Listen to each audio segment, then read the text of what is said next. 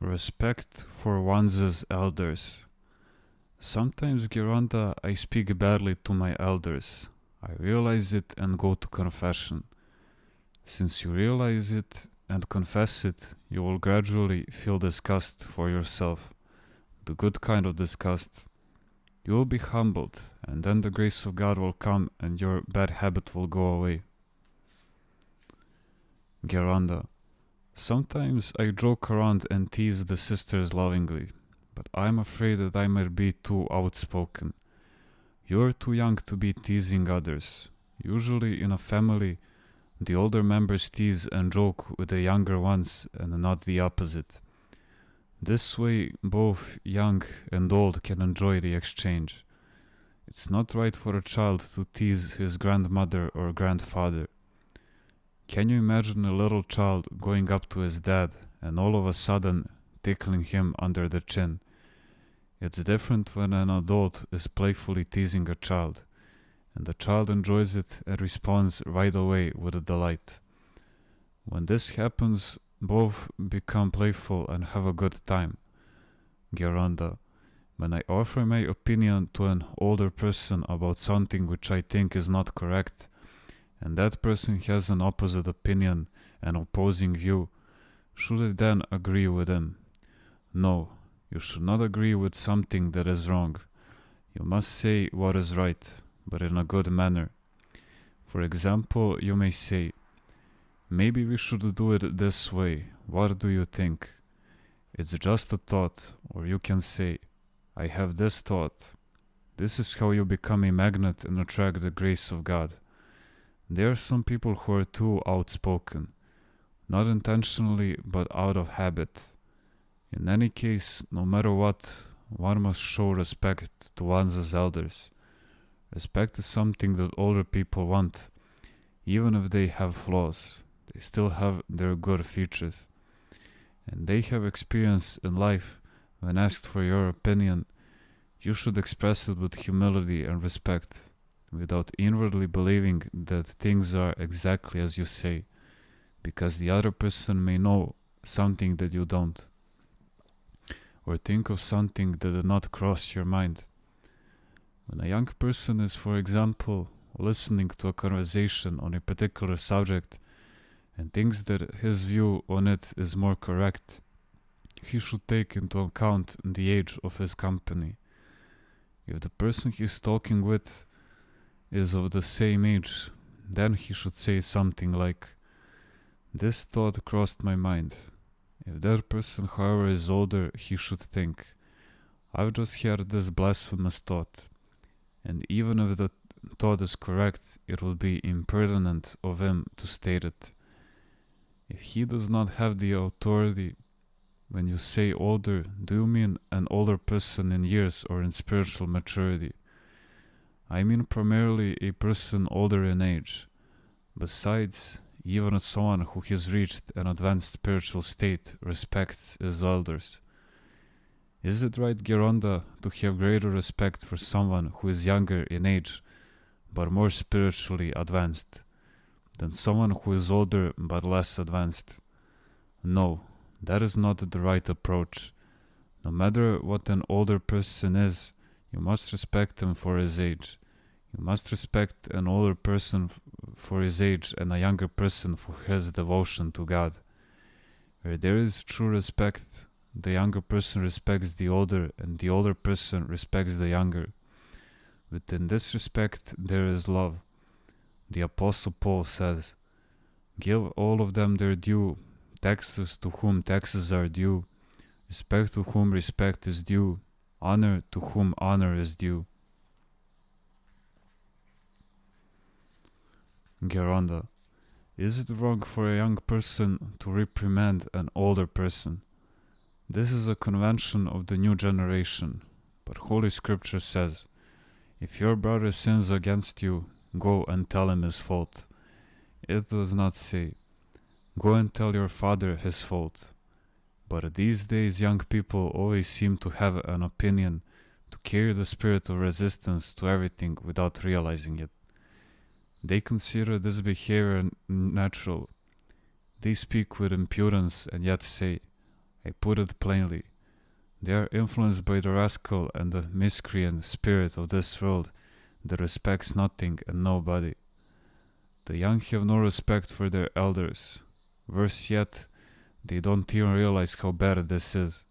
But what can you expect when you hear a young person say that respect for older people is old-fashioned? And when in his mind this kind of statement proves that he has a strong and independent personality. We must be very vigilant so as to avoid such a spirit.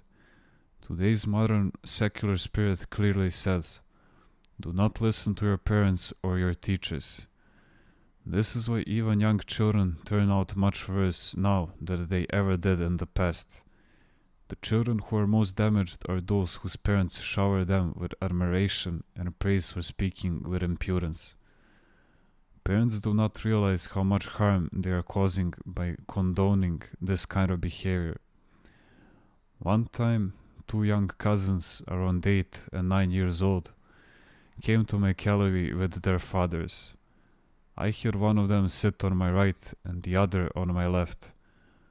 On that day, it happened that an artist friend of mine, a very nice young man, was also there. He could sketch your portrait in no time. Dionysi, I said, why don't you make a sketch of these children as they sit here with me?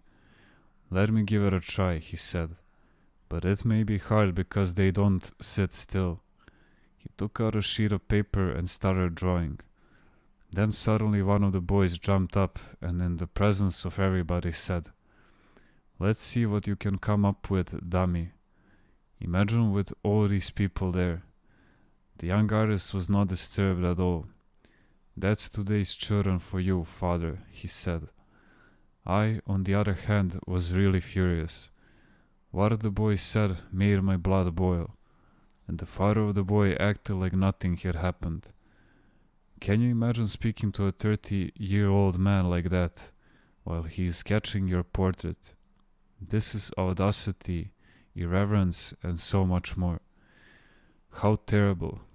Now imagine if one of these children ever decides to become a monk. Can you even imagine how much spiritual work he must undertake to become a good monk?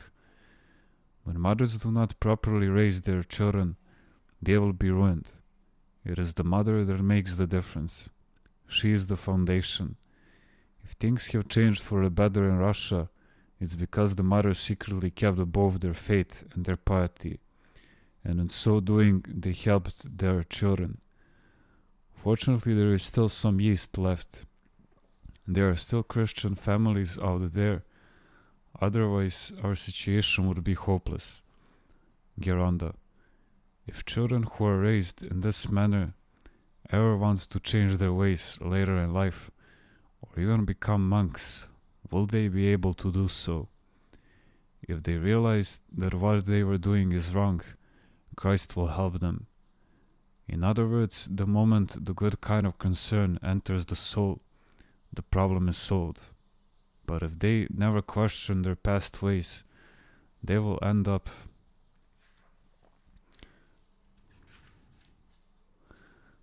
saying of their abbot or abbess, what is this we have here, a dictatorship? Whoever heard of such absolute discipline in our times? How can someone who thinks this way ever change? Yes, there are actually young monks who come up to me and tell me this kind of nonsense. Respect is gradually disappearing. Young men come to my gallery, and most of them sit on logs with their legs crossed while their elders remain standing. Others, while they see that there are some logs to use as seats, only a few steps away, are too lazy to go and fetch them. I must go and bring them. Even when they see me carrying them, they do not offer to give me a hand. They want water to drink, but they will not go to get it themselves. I must go and bring it to them, and they even send me back for a second cup. Really, I am astonished. Here they are, all 30 of them, young men, healthy and fit. They come to my gallery. They see me limping and carrying a box of sweets. a large vessel of water and cups to serve them, and they will not lift a finger. And while they are sitting there waiting, a brigadier general, a man seasoned in battle, jumps up and helps. They behave as if Makelvi is a restaurant or a hotel, and all they need to do is wave at the waiter to serve them. You know what I did on a few occasions. I went and got the water, brought it to where they were, poured it on the earth right in front of them and said, I went and got you the water, fellows, but I don't think that it will be of any help to you. In city buses you see children sitting while the elderly remain standing, or young men and women sitting with their legs crossed, while others much older in age get up and offer their seat to an elderly person. Even when asked, some youth will not give up their seats. I paid for it, they protest. They couldn't care less that an elderly person has no seat. In the old days, people had the right spirit. Women would be seated along the narrow streets, and when a priest or elderly person passed by, they would stand up, and that's what I taught their children. There are times when I get so upset. There may be older, serious people, even officials, having a conversation, and then these children come and interrupt them with such audacity, only to utter something foolish, and yet consider it an achievement. I gesture to them to stop interrupting, but nothing helps. Unless I scold and embarrass them, they will not stop. They will go on talking. Nor in a patristic text does it say that young people should talk this way. In fact, we often read in the Geronticon, an elder once said. It does not say anywhere, a young man once said. In the old days, children would not speak in the presence of adults. They were happy being quiet and listening, nor did they sit where the adults sat. They were reserved and respectful and even blushed when they talked to adults. If a child had spoken badly to his parents, he would not dare appear in public out of shame. On the holy mountain, a monk had to have a white bird to be allowed in the chore. Nowadays, everybody is allowed. Novices and pre-novices gather around the lectern to chant. At least they should learn to behave with respect and reverence. It is actually not unusual to hear even a student at the Athonias Academy tell the director, who also happens to be a bishop, Holy Director, let's speak man to man. This is what things have come to. And what's even worse is that they ask, why? What did I say that was so bad? I don't understand. They do not say, forgive me, Father.